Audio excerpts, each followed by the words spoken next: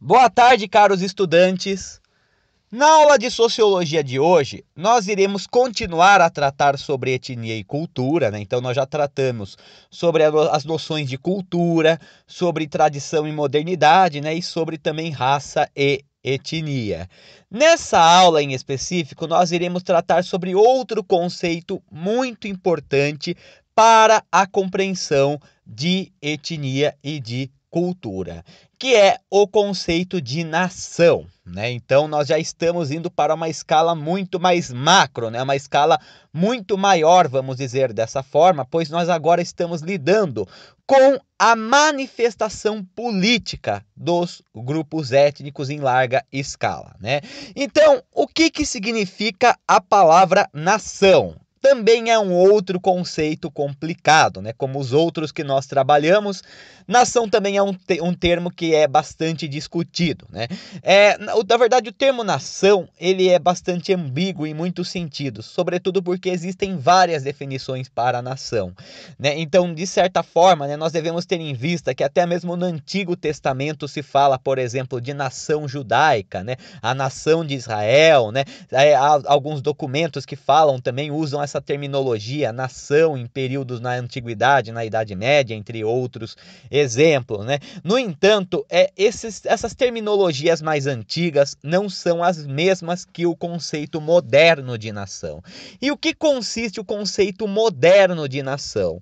A grosso modo, né, isso sem levar em consideração as inúmeras discussões que nós temos com relação a esse conceito, né, nação é a comunhão de pessoas com valores, tradições históricas e culturais em comum e que possuem um passado e um destino em comum.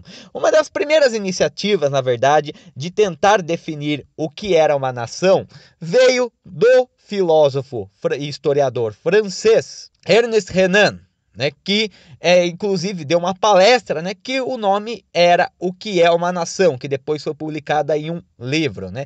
E basicamente, embora ele trate muito sobre os aspectos da nação, o Renan ele acaba trabalhando a nação sob uma perspectiva bastante particular para seu tempo.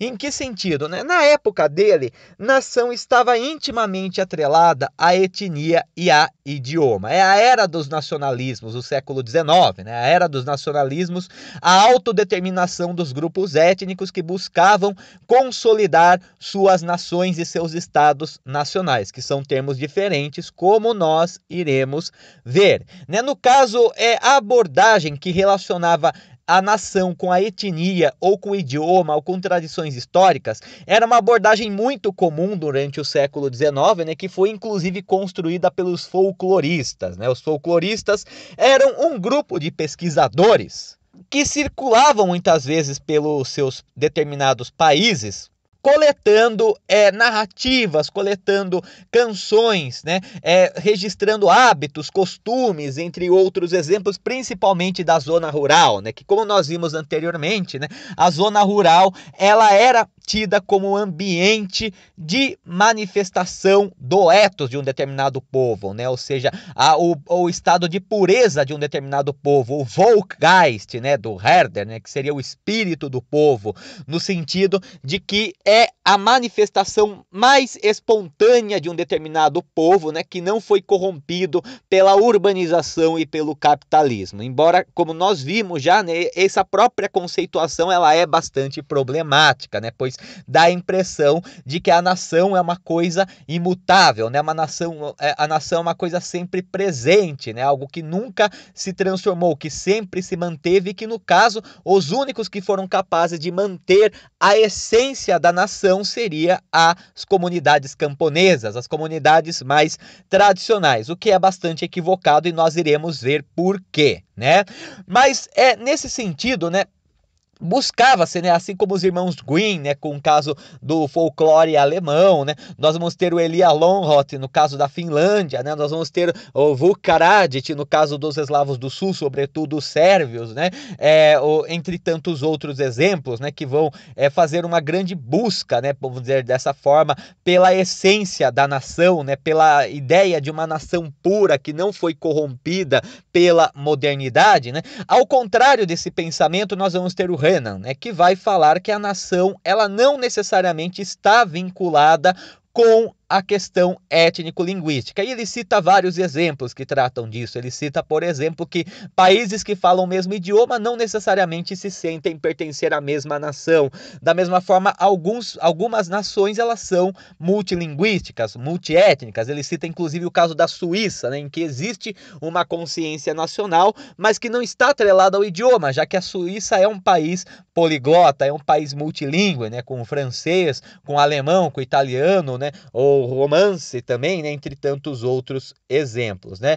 Então, nós temos, nesse sentido, né, uma nova abordagem sobre nação que fala, basicamente, que a nação, ela é um plebiscito diário, né, segundo Renan, né. Em que sentido a nação é considerada um plebiscito diário? Que o que leva uma nação à coesão é justamente uma vontade geral, né? Ou seja, um povo que compartilha dos mesmos anseios, compartilha de um passado, mas também tem as mesmas preocupações com relação ao destino, né? E que busca viver em sociedade para fazer valer os seus objetivos, né? Para fazer valer as suas intenções, né? A sua agência mesmo, podemos dizer dessa forma, embora o Renan não tivesse chegado tão longe a ponto de tratar sobre agência. Mas essa noção de nação do Renan, né? Ela acaba sendo bastante interessante para se pensar o próprio contexto contemporâneo, embora existam muitas controvérsias com relação ao Renan, porque ele está inserido no contexto colonial, no contexto do imperialismo, né? Inclusive ele afirma que existem povos que não têm nação, né? Como os povos asiáticos, por exemplo, ou africanos, que não seriam capazes de desenvolver uma nação, entre outros exemplos, né? Mas um ponto central que nós temos é justamente essa ideia, que antes dos aspectos linguísticos ou étnicos, a nação, ela é a vontade de viver em coletividade, ela é a vontade de viver em conjunto. Então, né, nesse sentido, nós temos nessa noção da nação como uma comunhão de pessoas que possuem valores em comum. Esses valores, eles acabam muitas vezes, né, servindo de base para as tradições inventadas que nós já vimos, né? Então, nesse sentido, nós temos também a ideia das tradições históricas e culturais em comum. E também uma história, né, uma memória que diz respeito àquele povo, né? Então, nesse sentido, uma nação, ela só se consolida quando ela tem também uma memória histórica homogênea, né? Uma memória histórica compartilhada por todos. Renan mesmo afirmava que um francês, ele não deve se lembrar, né, qual a origem dele, se era franco, se era lombardo, se era burgúndio, né, se era gaulês ou qualquer coisa do gênero, né? Na verdade, é conveniente que ele não se lembre disso, né? Que ele se lembre apenas como francês e não a esse passado imemorial, né? Até ele afirma que muitas vezes os estudos históricos atrapalham o projeto de nação, porque a nação, ela busca construir uma memória histórica bastante romantizada e bastante homogênea, e a historiografia muitas vezes desmistifica essas narrativas históricas, né? Ele até afirma que muitas vezes existe um confronto entre o projeto nacional e a historiografia, apesar de muitas vezes a historiografia também estar a serviço da nação, também estar a serviço de tentar selecionar, né, e construir metodologicamente uma memória que acaba dando coesão nacional, né? Que é um ponto também que nós iremos tratar. Então, né, a ideia de nação, como nós conhecemos especificamente, é produto da Revolução Francesa. Então, na Revolução Francesa, que nós temos o surgimento do conceito moderno de nação, que basicamente é conhecido como a fidelidade entre pessoas em um território comum, né, com valores nacionais. Isso quer dizer, então, que não existia esse termo antes da Revolução Francesa?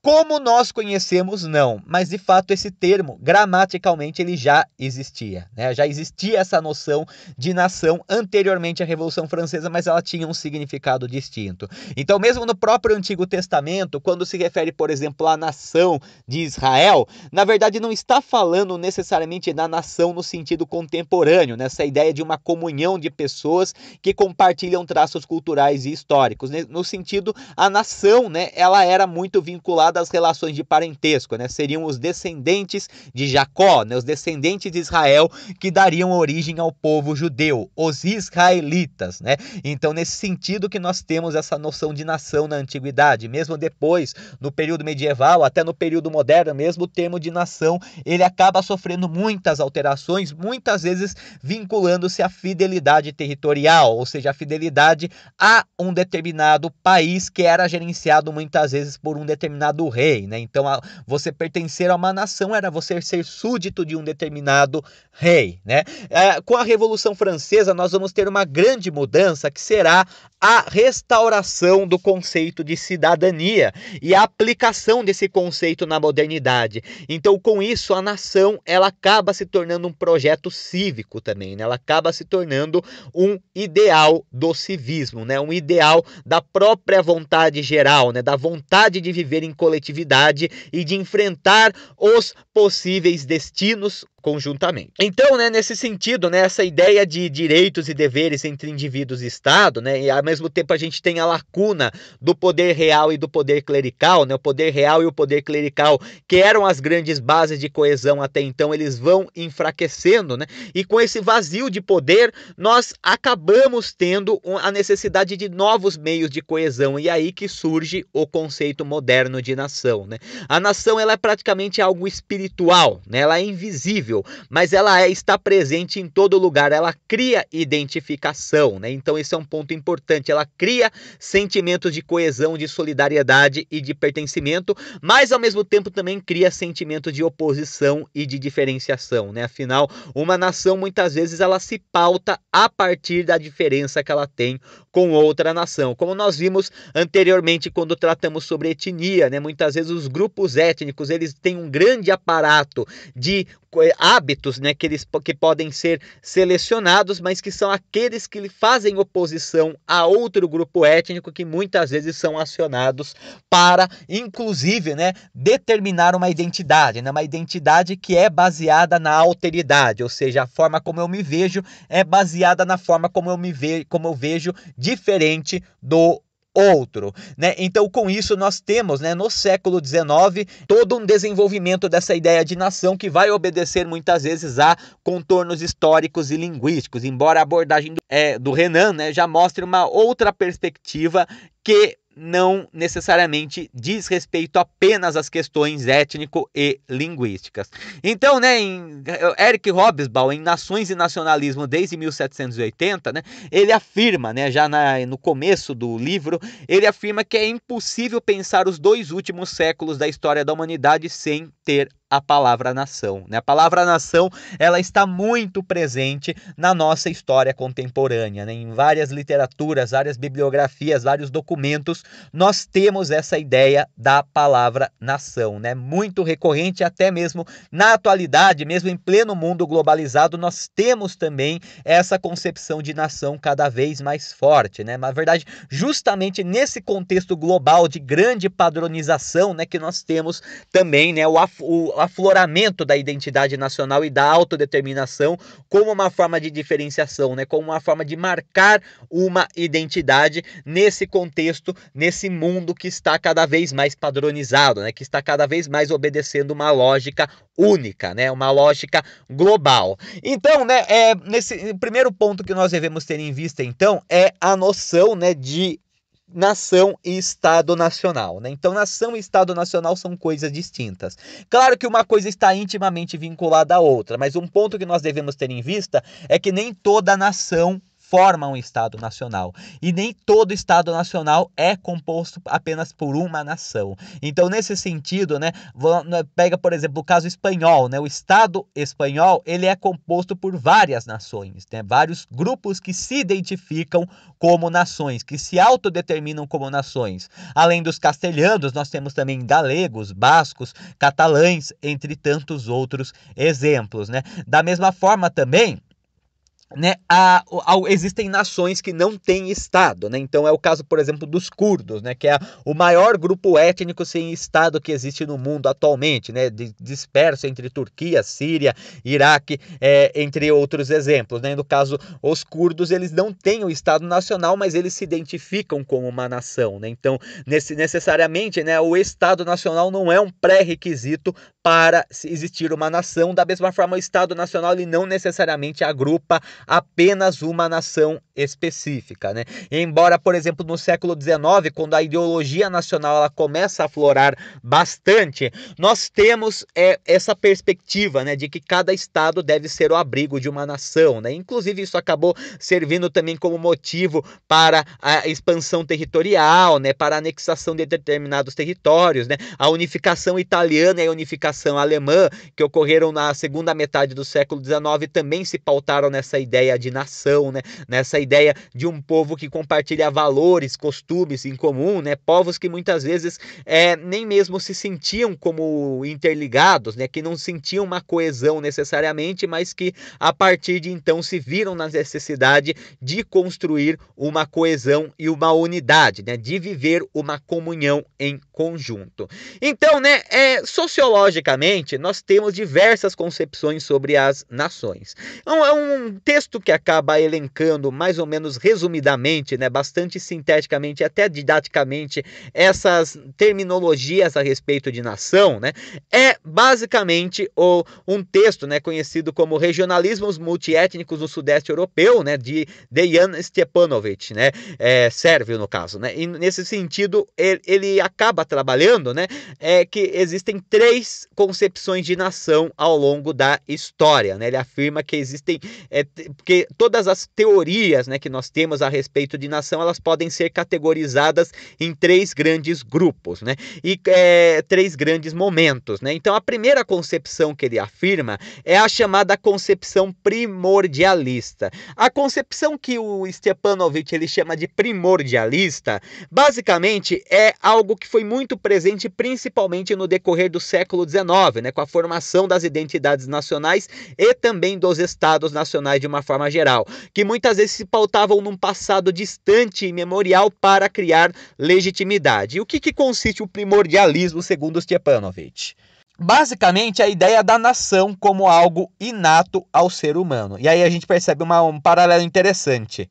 Essa ideia da nação como algo inato, inerente ao ser humano, coincide justamente com a ideia da cultura como algo inerente ao ser humano, né? E também daquela visão mais tradicional de etnia, né? Ou seja, uma etnia que é fixa, né? Que é característica de um determinado grupo, né? Já no século XIX, né? Até metade do século XIX, mesmo até o final do século XIX, até no século XX, a gente tem essas concepções, mas principalmente no século XIX. Então, basicamente, o que diz a concepção primordialista? A concepção primordialista afirma que o ser humano é determinado pela nação e a consciência nacional sempre foi um fator determinante. Nesse sentido, o primordialismo ele busca muitas vezes o vínculo ao território, ou seja, tudo que viveu em algum território possui características da nação que o habita atualmente. Ou seja, a nação ela sempre existiu, talvez desde a pré-história. E nós percebemos até, né, algumas vezes, de uma forma bastante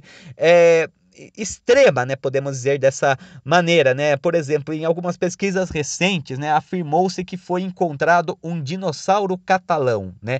Então isso daí é uma concepção bastante primordialista, vai além do primordialismo, podemos dizer dessa forma, né? Porque o dinossauro não tinha nacionalidade catalã, né? O dinossauro ele existiu antes mesmo de qualquer concepção nacionalidade existir, né? Mas o fato dele ter habitado o território da Catalunha levou ele a ser denominado como dinossauro catalão, como se o dinossauro tivesse uma consciência nacional de catalão e fosse predador ou então inimigo natural dos dinossauros espanhóis, por exemplo, né?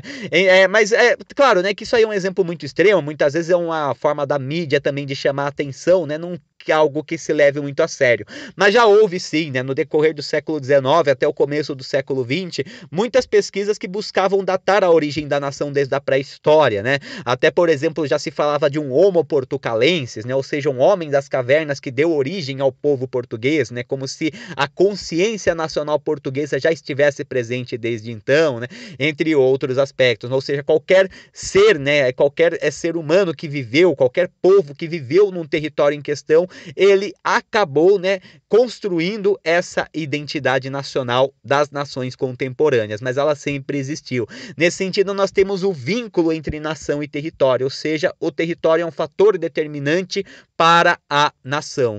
tudo que já existiu naquele território foi daquela nação. Então, para citar alguns exemplos bem práticos, né, e até mesmo até contemporâneos, né, embora a concepção primordialista ela não seja muito bem recebida na academia, né, ela existe bastante no senso comum ainda, né, então dessa forma, por exemplo, como por exemplo, a gente fala, né, de celebrações a alguns heróis da antiguidade, né, da mesma forma que falar que a Itália é o Império Romano, né, ou seja, o Império Romano é uma versão antiga da Itália, né, Itália e Império Romano são o mesmo Estado. Não são, né?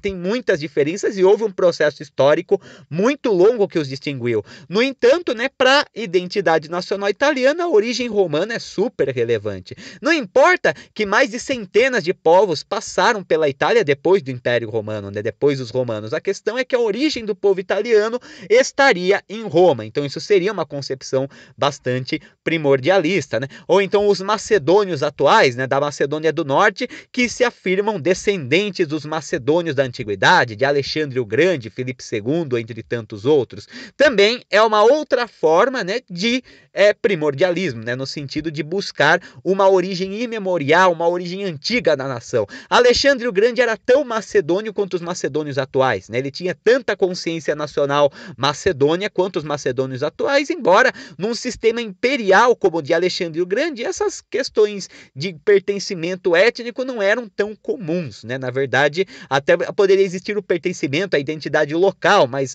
uma identidade étnica muito bem delimitada, até mesmo uma identidade nacional no termo contemporâneo era inexistente, né? Ou então os albaneses que se clamam descendentes dos ilírios, que habitaram os Balcãs antes dos gregos e dos romanos e que falam que a língua ilíria deu origem à língua albanesa, né? Que é uma manifestação pura da língua ilíria, o que também é uma construção histórica, né? Assim como, por exemplo, também nós afirmamos muitas vezes, né, que os verdadeiros brasileiros são os indígenas, né?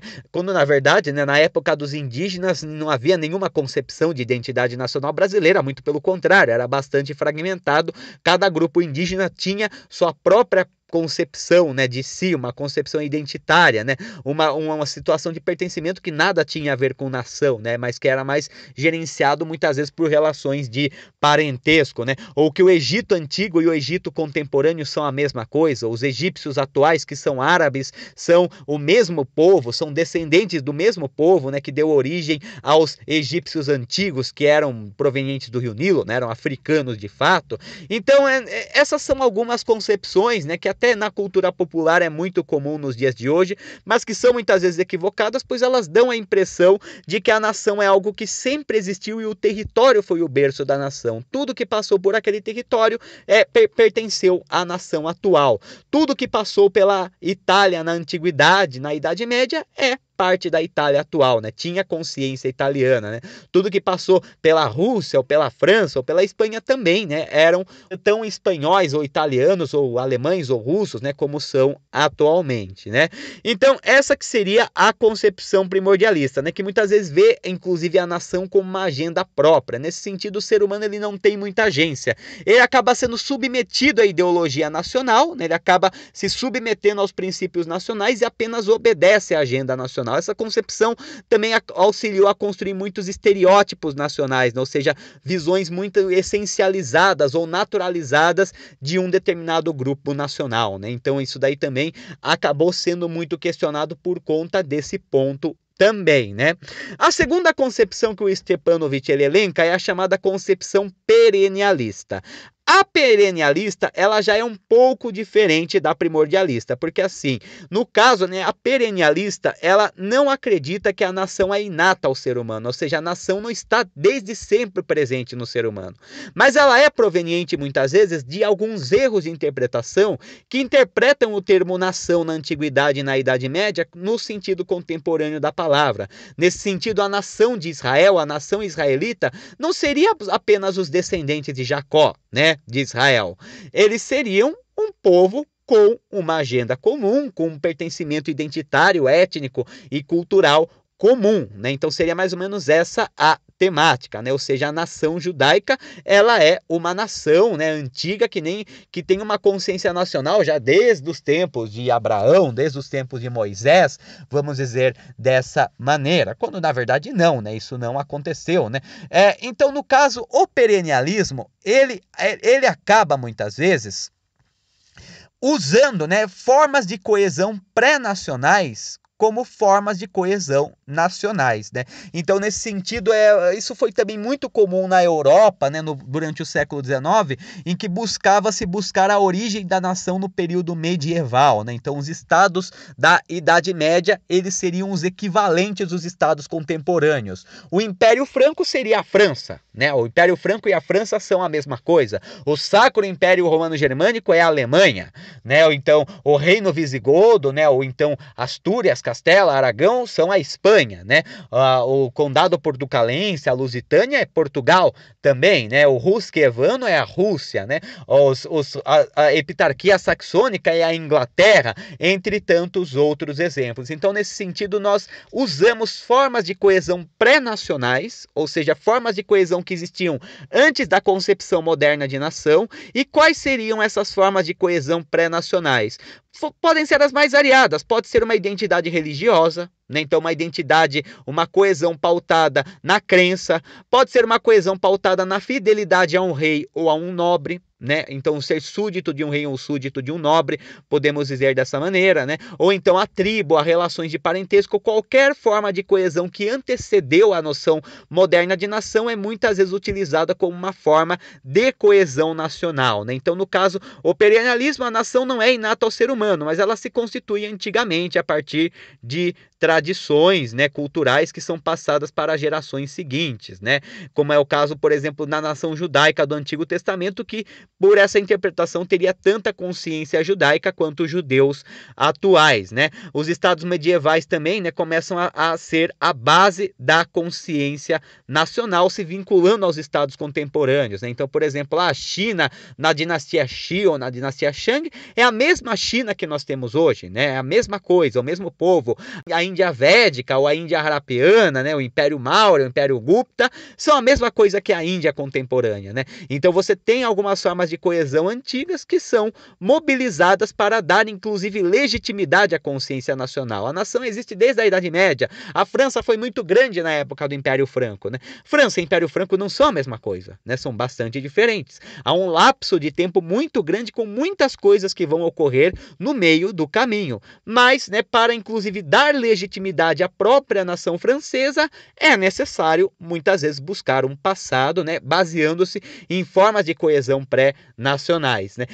A religião também acaba sendo um marcador de identidade, muitas vezes, né? A gente para pensar, por exemplo, no caso dos Balcãs, né, que principalmente nos Balcãs otomanos, que houve o chamado sistema de Millet, né, o sistema Millet, que dividia as comunidades conforme os grupos religiosos. Então, as formas de coesões eram os grupos religiosos. Atualmente, a religiosidade e a nacionalidade estão muito interligadas lá por conta disso, pois esses grupos nacionais, eles se consolidaram a partir de formas anteriores de coesão, e a religião era uma das mais fortes, tanto que basicamente sérvio e cristão ortodoxo são quase sinônimos, bosníacos e muçulmanos são quase sinônimos, croatas e católicos são quase sinônimos também. Então, nesse aspecto, né, a religião acabou servindo como um elemento de aglutinação nacional anteriormente à formação da própria nação, né? E essa concepção, ela acaba também tendo uma série de equívocos, né? Ela acaba tendo uma série de furos. Por quê? Porque não existia consciência nacional na Antiguidade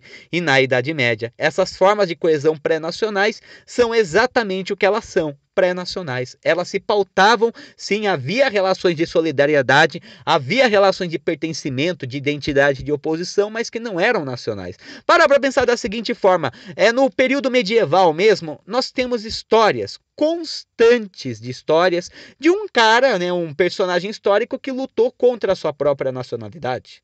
Então, para pensar, a Guerra dos 100 Anos entre França e Inglaterra. Não foi uma guerra entre a França e a Inglaterra, foi uma guerra entre os nobres que apoiavam o rei da Inglaterra e os nobres que apoiavam o rei da França. Basicamente essa que é a definição mais precisa. Nós vamos ter tanto ingleses lutando pelo rei da França, quanto franceses lutando pelo rei da Inglaterra no decorrer da Guerra dos 100 anos, né? Então, nesse sentido, mas são ingleses lutando contra a Inglaterra e franceses lutando contra a França? Não, porque a fidelidade deles não era a França e a Inglaterra, mas era ser súdito de um rei. Então, nesse sentido, um francês que era súdito de um rei inglês, ele lutava pelo rei inglês, mesmo que seja contra franceses, pois não havia consciência nacional. Ou então, na mesma forma, um súdito inglês de um rei da França, ele lutava contra os ingleses, mesmo, né, para defender o rei da França, né? Não havia essa noção de lutar contra os próprios ingleses e franceses. Você tem até a própria noção de muitos personagens históricos que trabalharam para outros países. Fernão de Magalhães mesmo era português, mas ele é reconhecido pelas grandes missões que ele fez pela Espanha, porque o que determinava o pertencimento nacional nesse período, né, usando um nacional com grandes aspas, era a fidelidade a um determinado rei, e não necessariamente alguns aspectos étnicos ou alguns aspectos linguísticos, entre outros exemplos, né? A noção contemporânea de nação, podemos dizer dessa maneira. Não era isso que determinava, né?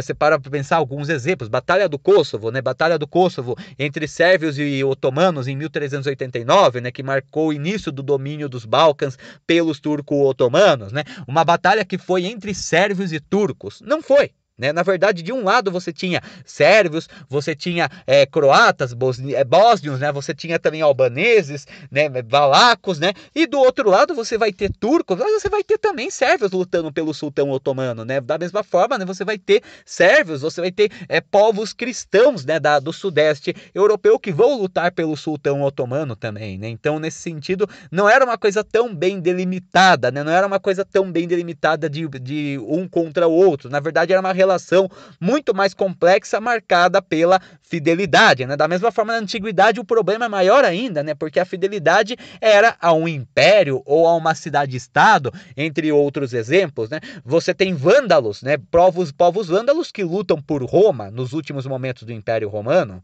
né? Mas eles não são romanos, eles são vândalos, sim, mas eles têm fidelidade com relação a Roma, né?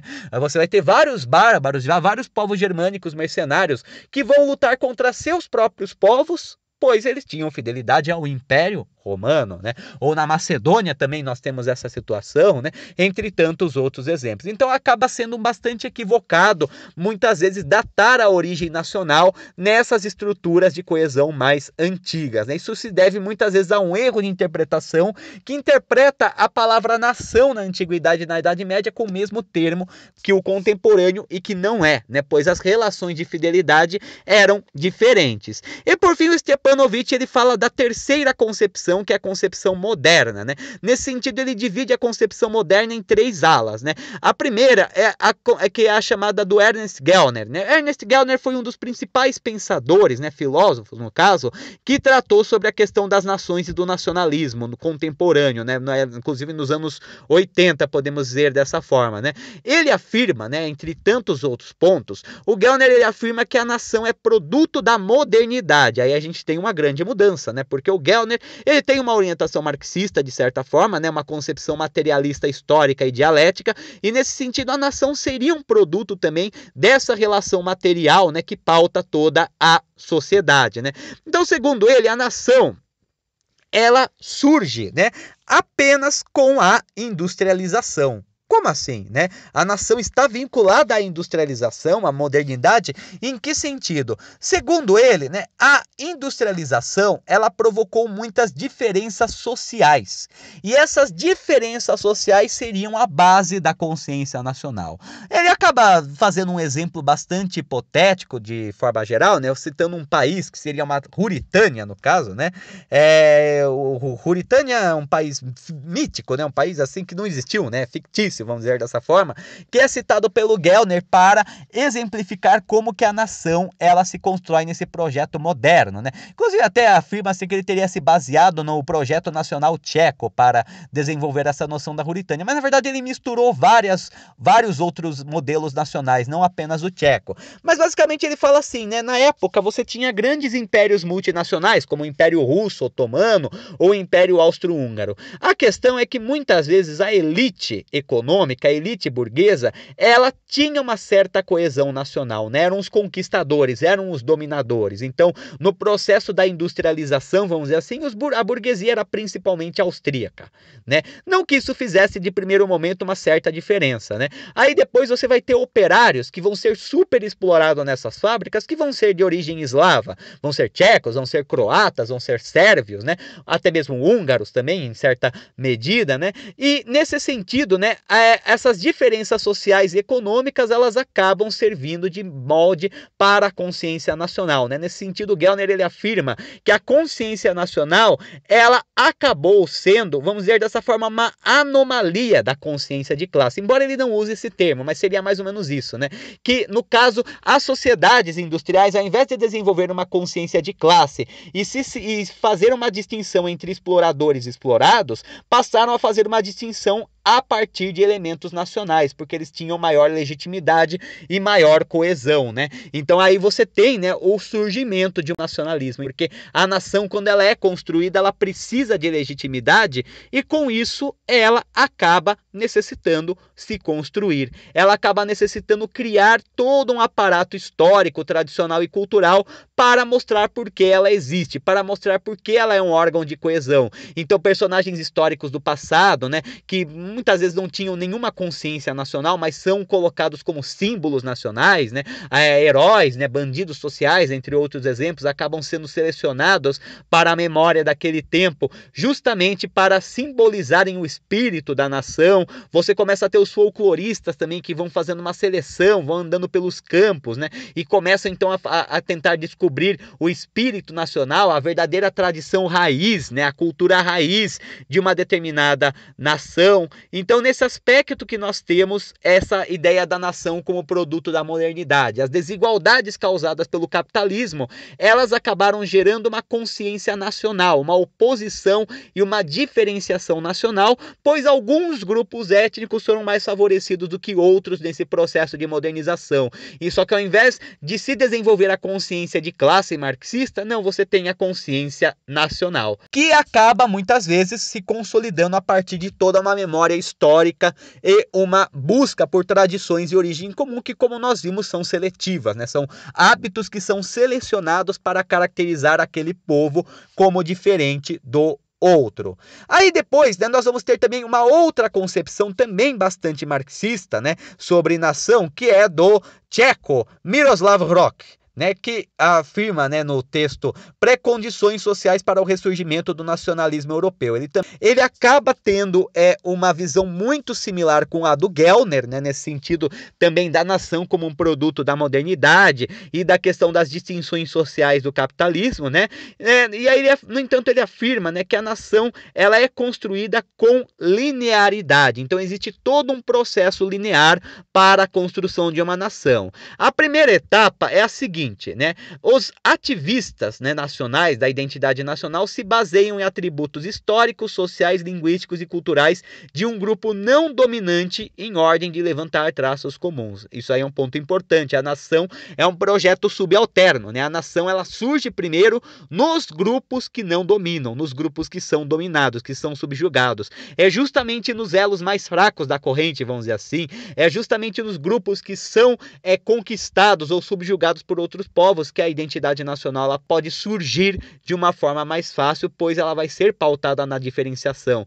Diferenciação essa que será pautada em aspectos linguísticos, culturais e étnicos também, né? Então você vai ter alguns ativistas, né, que vão acabar, né, muitas vezes querendo melhorias de condições para seu determinado povo, que vão ser os responsáveis pelo primeiro passo para a construção de uma identidade nacional.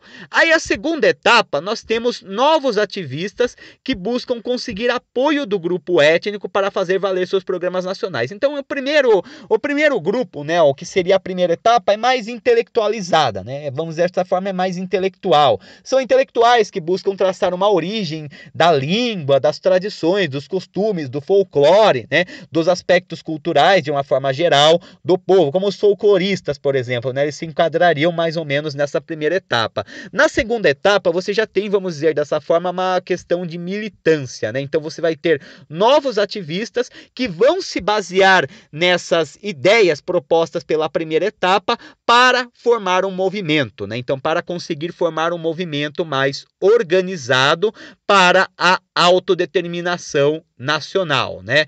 Então, nesse sentido, né, vai tentar conseguir apoio do seu próprio grupo étnico para mostrar que eles são diferentes e que eles merecem ter sua nação e seu Estado nacional. E a terceira etapa é quando você tem a massificação dessas ideias. Então, é uma ideia que nasce na intelectualidade, que daí é passada então para militantes, né, muitas vezes partidarizados, e que então acaba passando para o senso comum, que acaba passando para a população de uma forma geral, formando um movimento de massas, né? Uma cultura de massas, vamos dizer dessa maneira, né? Então é um projeto bastante de etapas, ela é influenciada pela modernidade, tem essa visão materialista marxista, mas no caso, né, o Miroslav Hrok, ele tem bastante essa visão da importância do intelectual na formação da nação. E de certa forma existe um certo sentido, né? Porque os grandes esboços das nações contemporâneas vieram de intelectuais, né, do passado, né, do século XIX. Os folcloristas mesmo eram cientistas, eram, vamos dizer dessa forma, sociólogos ou etnógrafos antigos, né?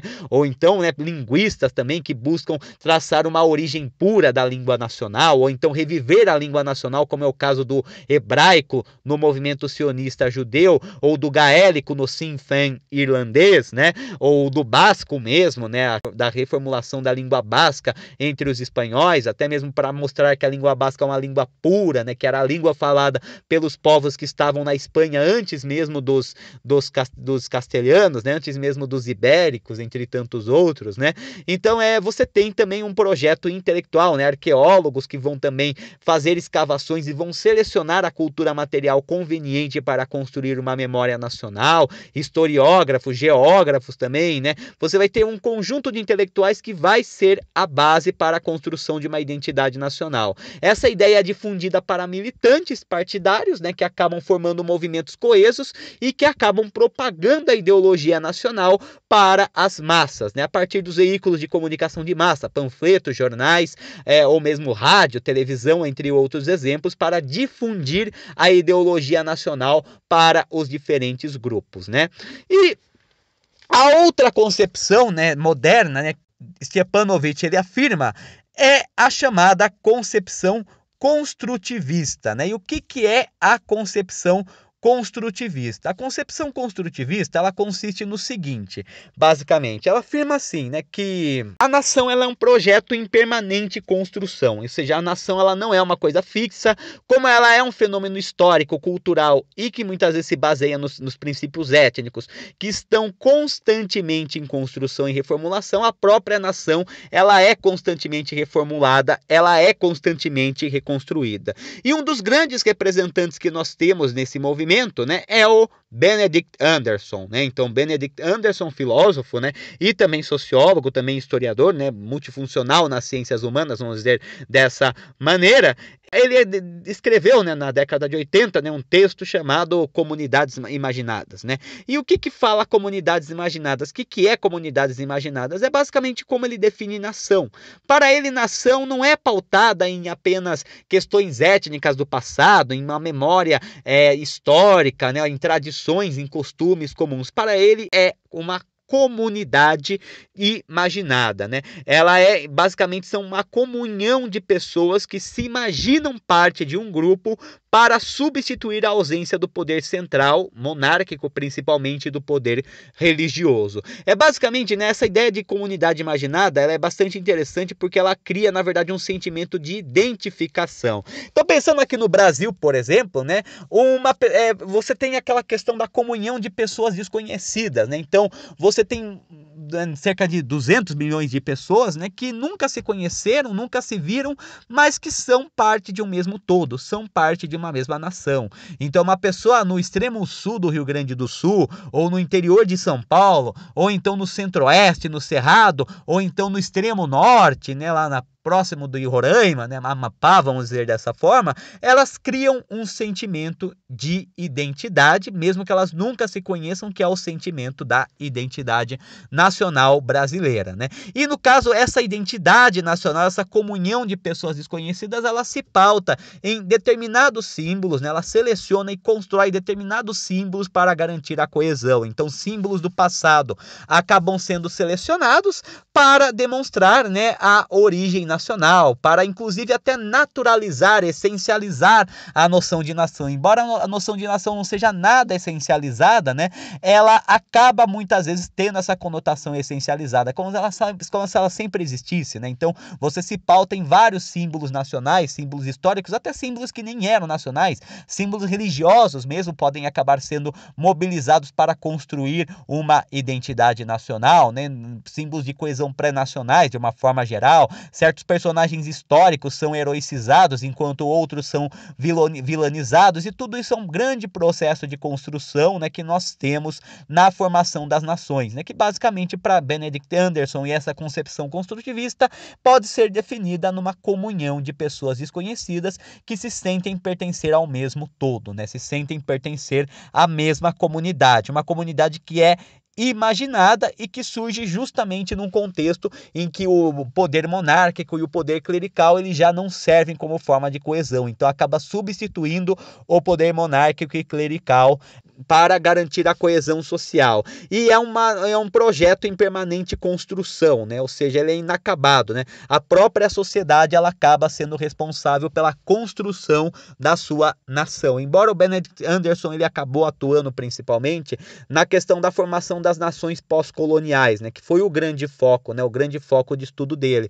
E aí ele acaba inclusive trabalhando, né? Como que o próprio poder colonial ele acabou sendo também responsável por moldar as nações no mundo colonial, né? No mundo que vai ser pós-colonial. No entanto, essas concepções mais pós-coloniais e mais subalternas, vamos dizer dessa forma, nós trataremos na próxima aula. Uma boa tarde a todos e tudo de bom!